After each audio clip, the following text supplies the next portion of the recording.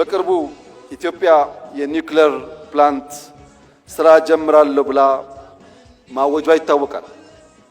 አንዳንዶች ከኢነርጂ ጋር ብቻ አገናኝተው አይተውታል። በኒውክሌር ቴክኖሎጂ ላይ ኢትዮጵያ መስራት ስትጀምር የሕክምና ሳይንስ ያድጋል፣ ፕሪሲሽን ፋርሚንግ ያድጋል፣ የውሃ አጠቃቀም ያድጋል።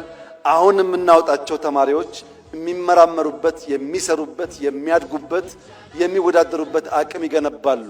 ኢነርጂ ብቻ አይደለም።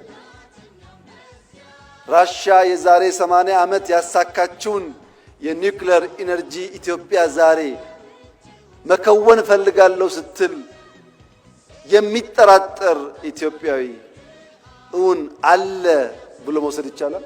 የዛሬ 80 ዓመት የተሞከረና የተሳካን ነገር ዛሬ ለመጀመር እንዴት ድፍረት ያጣል?